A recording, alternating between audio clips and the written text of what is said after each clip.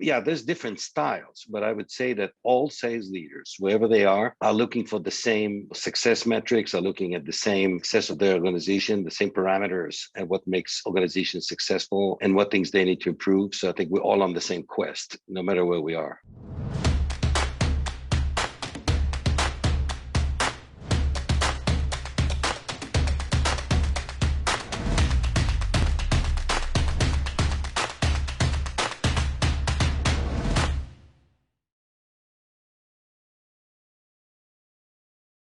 You're the CRO of Agora. You spent time as a CEO, and you've held the title of Senior Vice President on multiple occasions. So I'd like to hear about how it all started and how you got to where you are today. Thanks, first of all, for having me. Well, I have to say it's all hard work, right? So at the end of the day, I don't believe in just getting lucky. You have to put the work, and you have to invest a lot of thinking. You have to teach yourself a lot of topics, and I think what you guys are doing is interesting. Trying to show people best practices, and have people tell their stories. So I started from sales, basically holding my own quota for quite a period, and trying to identify those things that I do best and things that I need to improve. I think it was in the beginning was a journey of a bit of a trial and error, and figuring out what I do best and where I belong. And I think in time, it developed into sales management, and then general management, and then sales and marketing management, and then overall management, and gradually, you change companies, you change places. I've been actually in Europe for 8 years, and Wow. in the beginning of my career, spent a lot of time in Amsterdam, a little bit in Paris, Okay. and then last 16 years here in the US. So I've learned a lot, about cultures and how people operate in different cultures. So more on the topic, I think at the end of the day, titles are important, but in the end of the day, it's what you hold yourself accountable for. So, currently CRO and COO of Agora. Before that, I basically ran sales and a lot more for a company called Redis Labs. It's a well-known database company.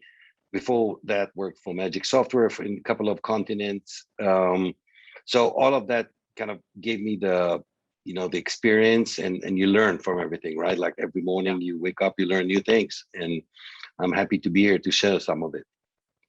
That's awesome. Yeah, that's an interesting point that you've kind of experienced different cultures. Kind of quickly, how do they all compare, kind of Amsterdam, Paris, the American kind of different cultures in sales? Do they share many similarities, or are they quite different? Well, on how you measure the success and of sales organizations and sales leadership, and strategic sales leadership, go to market, etc.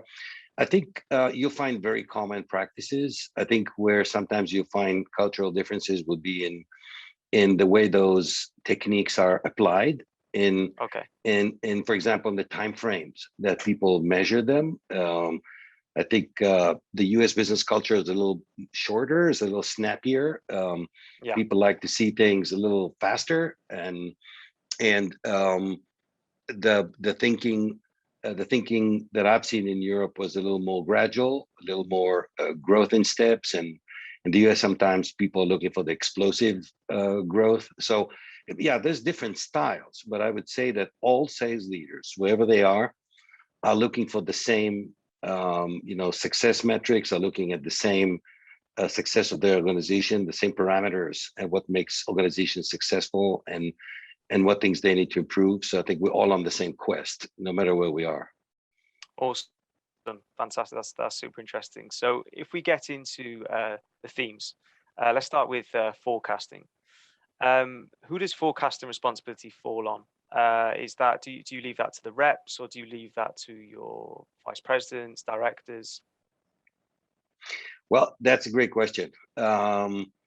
Accountability anything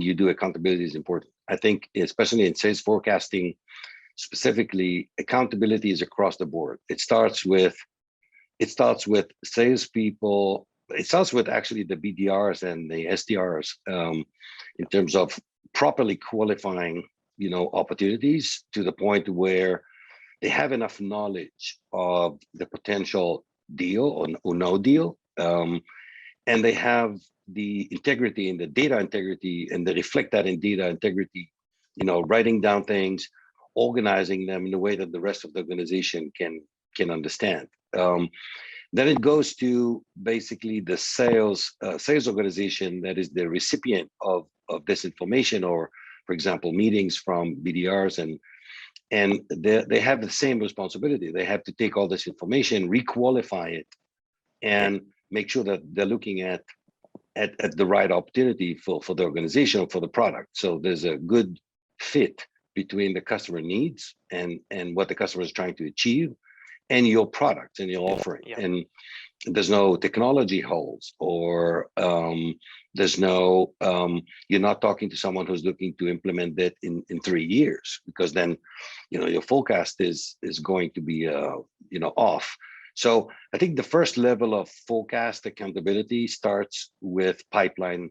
What I call pipeline hygiene is basically making sure that you don't have the pipeline inflated with all kind of wannabe opportunities, and so I think that's the responsibility of the account managers, to know where they are on every account in every single minute, make sure that they follow up, record it properly, document things, understand, talk to the customer a lot of touch points with customers.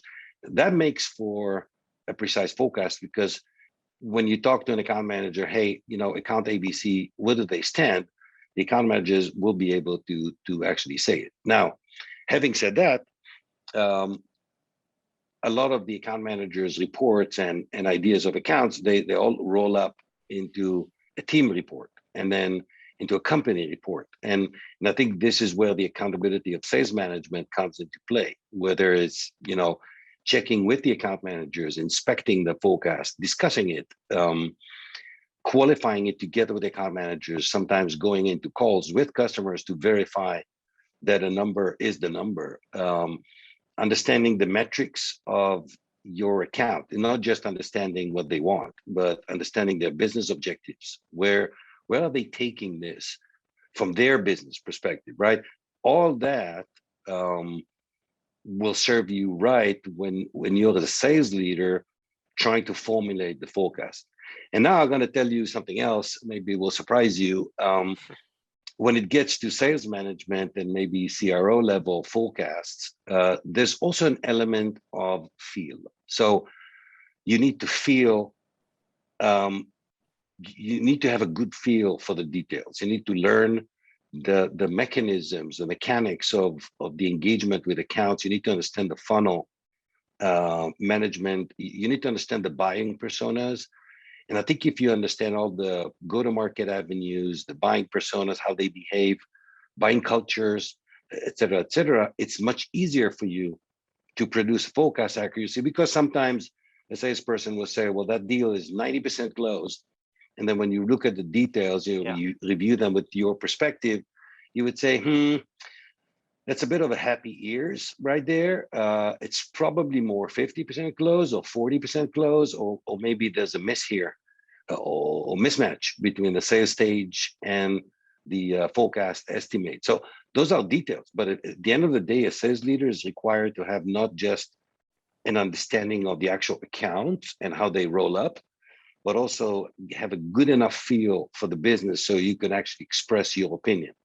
Now, in my organization, for example, I provide the final forecast, of course, based on my assumptions, but I wouldn't be able to do that if I wouldn't have a proper roll-up from my sales leaders and from the account managers to kind of feed all that data, so that you can build a predictable forecast, and it will be also accurate, right? Okay, interesting. So do you view this data on like Salesforce or CRM system like that? Yes. So of course, I mean, whatever the CRM system of your choice. I mean, specifically, we're doing this with Salesforce. There's other systems that can provide analytics, a little more in-depth analytics, like Inside Squared and Loop and Looker and systems like that. Those would be more analytical, right? Yeah. But even if you have all the analytics, what I'm trying to say here is, even if you have all the analytics, you need to understand the business well enough to be able to understand what you're looking at, right? A graph is a graph. You need to be in the business deep enough to be able to understand what are you looking at, right? So yes, and it all rolls up into this dashboard, which you measure a lot of things. You measure closing rates, you measure conversion rates in every step of the sales cycle. You measure sales steps, and you also have to measure the length of the closing process. So if the legal process, traditionally takes 7 months for you to go through contracts, then you have to take that into consideration. Or if it takes only 2 weeks, you have to take that into consideration as well. So there's a lot of moving parts that kind of touch the sales cycle itself, the qualification level, the account willingness level to spend money with you, and when all that. Yeah, that's super interesting. So would you say that you kind of use like a hybrid way of doing things? So partially data led, but also it's important to have that human element to it, because data can show you so much, right? But it's important to have kind of your reps or your sales manager saying, okay, this is likely to happen, even though this isn't likely to happen, even though the data's saying it is. Yes, and there's all kind of techniques to do that. First of all, we call that judgment. Yeah. So when you have good amount of data, which is great, I mean, that's how you need to have. I mean, that's what you need to have. You also need to apply judgment, and judgment would be applied by the account managers, by the sales leaders, and by the final person, the CRO or the CEO, depends on the company, that actually provides the actual forecast. And why is that so important? It's because a lot of times the forecast will determine the level of investment the company is able and willing to do in certain things. It will provide an insight into the company potential results. It will give reassurance to the stakeholders, whether it's public or private companies, in terms of where the company is heading.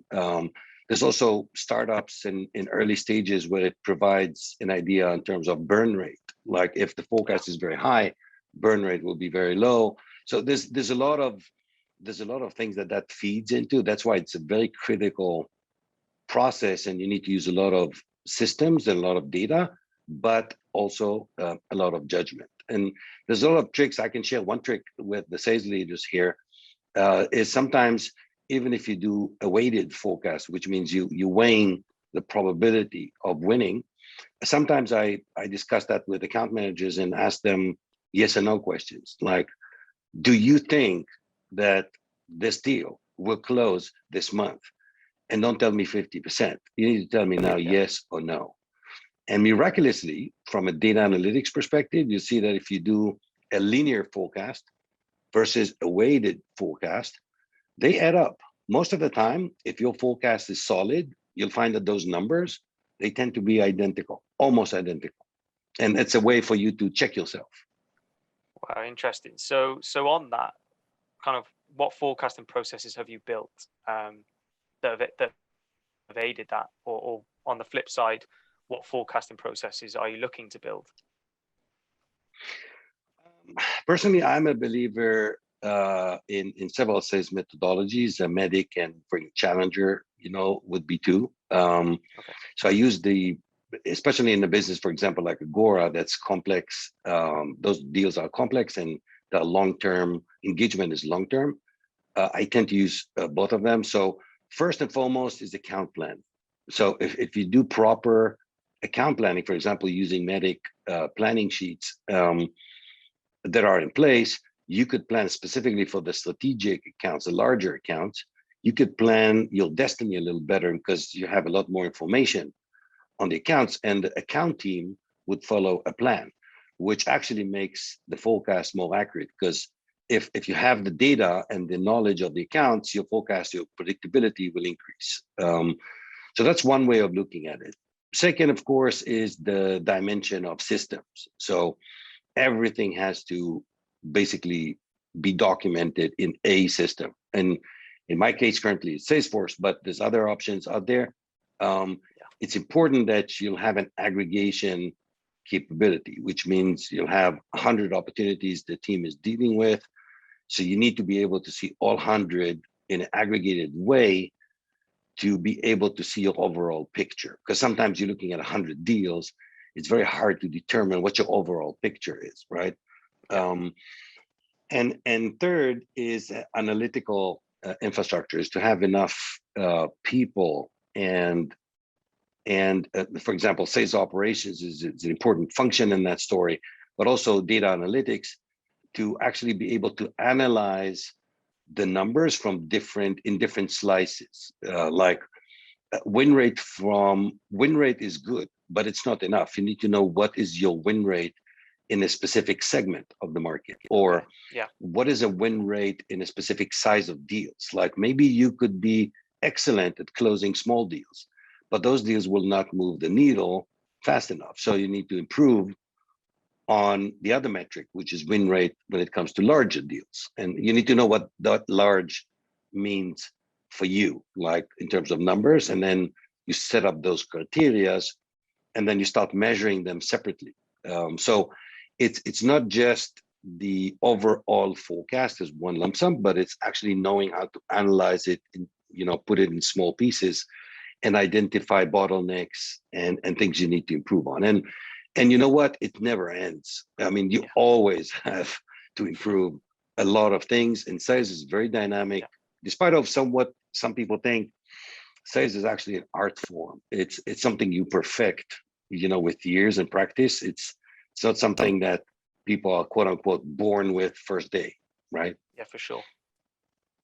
Yeah, that's great. I think you're right there as well. It is something that is constantly, you need to work on and perfect. But kind of another question would be, what are the 3 most important things you're looking to achieve from forecasting? Like what outcomes do you expect? I would define this operationally. I would define this in 3 categories. One, that the forecast will allow me to be predictable, right? So that eventually I'll have enough numbers, data, and pipeline and forecast accuracy, and I know and I understand the activity levels of the team, so I can be predictable. Second, I would say consistency. You need to be consistent with what you do. So there's a really big advantage in doing, putting things into cadences. So you have to look at yourself.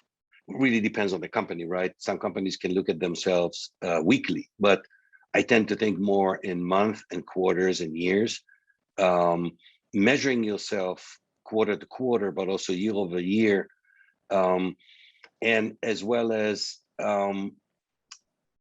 pair geography and pair market segment. So if you are operating in the education segment, for example, how did you do in that particular segment in terms of net new revenue, recurring revenue, expansion, etc. So you measure all those metrics in each and every segment to get the full picture. But you can also ask the same question: how did I do in education in Europe, or how did I do in education in the United States? And the answers may be a little different, right? The total numbers will be same total, but the slices, how you slice the data, will be different. And then finally, productivity is you always have to be looking at yield, the quota attainment of the team. How long does it take you to ramp a new person, or how long does it take you to ramp a new customer? So once they sign in, are they necessarily producing, or how long it takes you until you get the first dollar from a net new logo, right? How many meetings convert into meaningful deals? Number of new logos you do every month, number of strategic accounts you have in proportion to the rest of them. So those are all slices of or pieces of being productive. So to summarize, you're looking at how predictable I am, if I'm systematic and consistent enough, and finally, if my team is productive enough. If you always think about those three, then you'll be measuring all the right things. Perfect. That's a great answer. And kind of lastly, on the forecasting theme, like with his forecasts, there are humans, right? So what are the key considerations for driving adoption of forecast processes? Yeah, that's a great question. I've been a salesperson, so I can say that salespeople don't like admin work. And for them, a lot of the Salesforce work, for example, is admin work, is putting information into a system is not the most loved activity among salespeople. But what I then say to sales leaders is probably a lot of the salespeople would look at it this way because it doesn't serve them, because they feel they are reporting to someone. Yeah. The trick here is to make sure that your tools, your environments, and the environment where you have the sales team working in provides them with enough insight into their own business. So you're not looking at this as salespeople need to follow processes because the manager is saying or because it's important for the company. They have to follow processes because it's important for them, for their own success. They need to feed that dashboard so they can take a look at it every morning and say, oh, I'm now tracking pretty well against my target, or no, I'm actually not tracking very well. Like my pipeline generation should have been 3x and now I'm doing 1x. So I need to do more prospecting in the next month so I improve my pipeline coverage, right? So it's about letting the sales team be part of that process and be the beneficiary of the process, not just being the one that follows the process, if you understand what I mean. Yeah. So do you believe that if a rep can see that it's valuable to not only the company, but himself as well and his performance, then that's kind of like the area where, you'll get reps to start to come around and adopt new processes reluctantly, perhaps? Yeah, well, sometimes it'll be reluctant. Some people are not enthusiastic about that, but I can tell you, I have a lot of people in my team that are very excited about it because when they actually feed the information correctly, they see the the output, and they see, wow, okay, I made progress this month. I'm really good. It's a way of keeping yourself really motivated. So it ties back to motivation. Of course, there are programs you can always deploy if you feel like you have a systematic problem there in terms of following processes. You can always deploy specific programs. One of the programs I like to deploy every now and then is basically hugging customers. Is if I feel like we don't have enough touch point with existing customers that's been there for a while, then we'll put a campaign out and ask the salespeople to call those customers, even though they don't need anything, or they've been quiet, just doing their thing. And salespeople tend not to call those customers that are quiet. But you enforce that through programs that you put in place. And I think the sales team, any sales team, would eventually be happier to follow campaigns that show value and bring value to their customers versus just follow instructions, or just simple procedures. It doesn't work that way. I mean, eventually, despite of what people think, salespeople are motivated by much more than just commissions. They're motivated by their customer success and by their own success. Yeah, very true, very true. So kind of, how would you say, kind of what part does tech play in successful process change and adoption? You talk about technology. Yes. Yeah. Technology.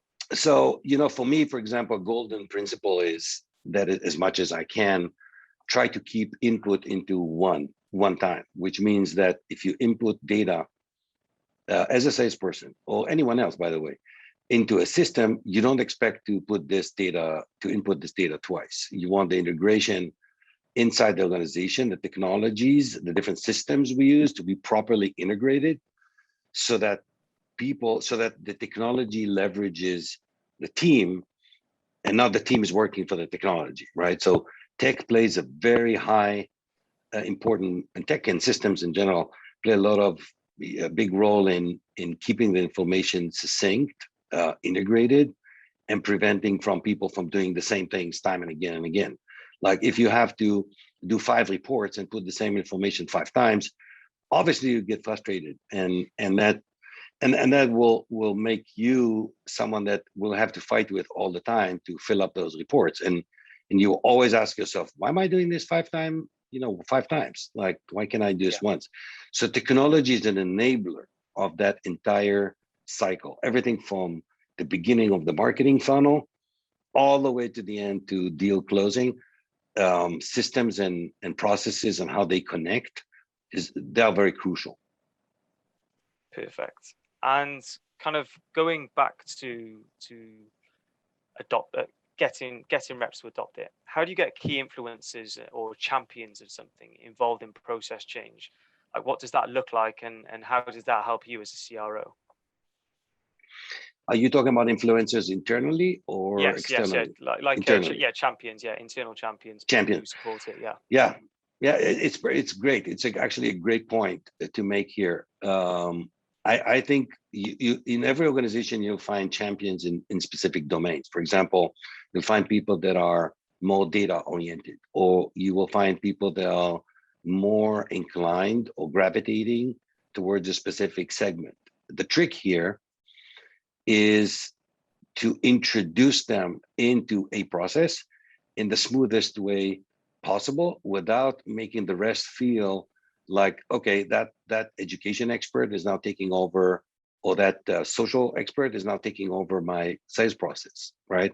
So the trick is to introduce those people either as partners and making sure, of course, that no one takes the credit from each other for wins, or introduce them as an overlay. So you could have sales teams that are running the actual business, but you can have expert teams that are overlay teams that are basically providing expertise, for example, in a specific domain, right? So a salesperson can sell to a retail company, but it doesn't mean that they are retail experts. But if you bring a retail expert from the inside of the organization and introduce them to the sales cycle, now you've done a lot. You accelerated the sales cycle, the customer will be happier, and the salesperson will be happier because the deal will close faster. So everyone's happy.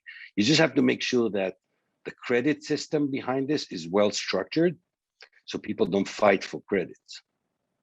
Okay, perfect. Yeah, that's a great answer. And my final question for you, Reggie, would be, I like this one quite a lot, actually. So what would be one thing that you could share is really important to a successful process change that might not be so obvious?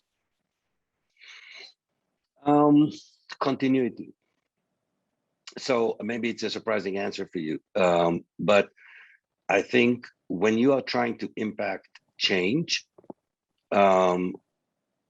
especially in sales organizations, impacting change in a super drastic way, that means that you automatically completely discontinues what you've done before, is very, very unhealthy. It's very healthy for customers, unhealthy for customers, very unhealthy for the sales team.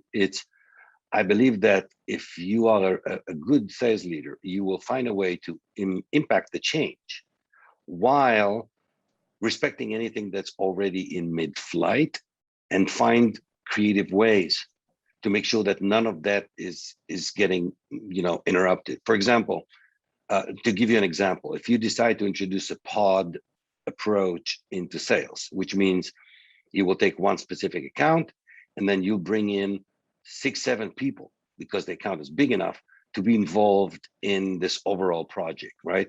Before that, there were 2. Now you have 6. So now you introduce 4 more opinions and people into the mix. The trick here is not to just land them one morning and say, okay, that's the new account team, go for it. The trick here is to have a good process behind this that allows the sales cycle to continue while you're adding more ingredients to the mix in the smoothest way possible, so that you don't disrupt what's already happening. So continuity, and be very mindful that changes that you're trying to implement will impact people or processes or customers or revenue, this is very, very crucial when you're planning to do changes in teams.